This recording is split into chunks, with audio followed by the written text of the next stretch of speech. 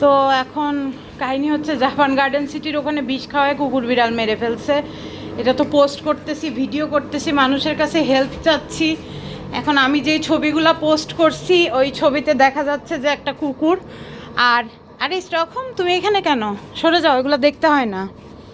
এই যে সেই কুকুরগুলা, যে কুকুর আর বিড়ালকে মেরে ফেলছে। এই যে সরো, তুমি এখান থেকে সরে যাও, এগুলো দেখা লাগবে না।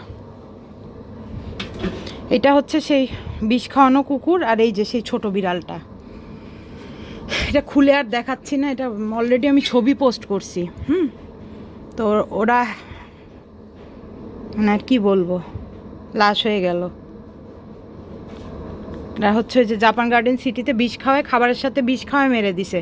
এখানে আমরা ভাত, মাংস, মুরগি, মাছ খাওয়ায় বাঁচাইতেছি আল্লাহর নাম নিয়ে। আর আমি শুনছি ওখানের মানুষরা খুব ভালো।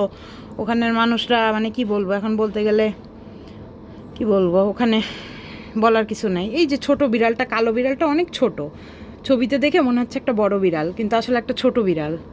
সো জাপান গার্ডেন সিটির ওখানে চারিদিকে হচ্ছে দেয়ালে, আমি যখন জাপান গার্ডেন সিটির সামনে দিয়ে যাই, সত্যি কথা বলি, হিসুর গন্ধে টিকতে পারি না, ঠিক আছে?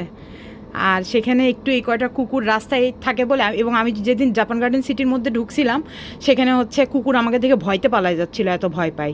তা আমি শুনছি ওখানে কিছু মা কুকুর ছিল। আমরা জানি যে নর্মালি মা কুকুররা হিংস্র হয়, থাকে এইসব এখন বালছাল বলে কী লাভ। আর যা বলার বলা হয়ে গেছে। এই যে সেই ছোট বিড়ালটা আর এই কুকুর, এদের হচ্ছে আর কি কালকে থানায় কেস করা হবে। এখন তো রাত 3টা প্রায়, কালকে থানায় কেস করে আর কি মামলা করা হবে, আর ওদের পোস্টমর্টম করা হবে।